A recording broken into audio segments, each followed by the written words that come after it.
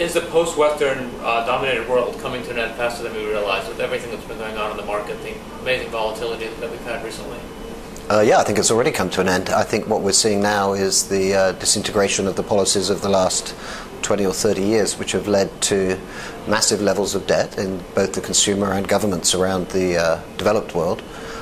Even in the last 2 or 3 years, when there's been a lot of talk about deleveraging, it's merely been a transfer of debt from private sector to governments or central banks in the United States and in Europe most notably. So rather than see the liquidation of the excessive levels of debt, we've merely seen the losses socialized.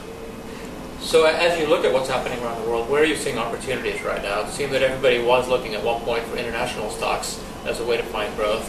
Ironically, investors are increasingly going to treasuries. Where are the opportunities? We look at companies rather than markets or even sectors. And for us, the biggest opportunities now are in very high quality companies with reasonable, though probably not dramatic, long-term growth prospects. We're talking about companies like Nestle, Unilever, some emerging market companies like Wal-Mart of Mexico, companies where they are financially strong, where the management has a good track record, they have strong competitive positions, and where we can see growth, albeit probably at modest rates over very long periods of time. So these are companies that are long-term plays, hold them for many, many years. Very long-term plays. We've actually owned Nestle for 22 years in our international and global portfolios. But they're not the kind of companies that provide the kind of excitement that some investors crave over short time periods. Are they looking particularly attractive right now? Yes, I think so. I think some of these big multinationals are trading only at around market multiples, and given what's happened to the contraction in market multiples over the last couple of quarters, I think that we are now at a stage where we can buy them confident that we're going to get at least reasonable returns over the next 5 to 10 years. Even though it's really the company that you're looking at and not so much the market, could we talk a little bit about emerging markets? Sure. For example, the BRICS. What's your view right now on investing in Brazil, investing in India, China, and Russia?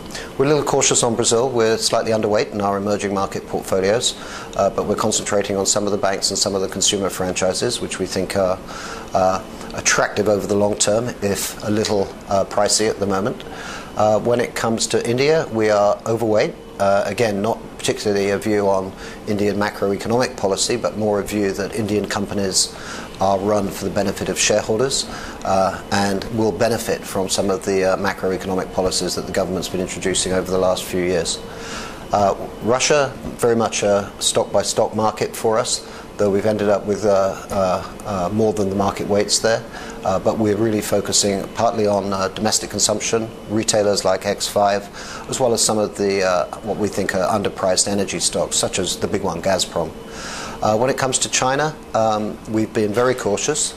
We have not been significant investors in there for a few years. We're underweight, as the jargon says, partly because we've been avoiding the very big companies in the local indices, some of the state-owned enterprises, and above all, of course, the banks.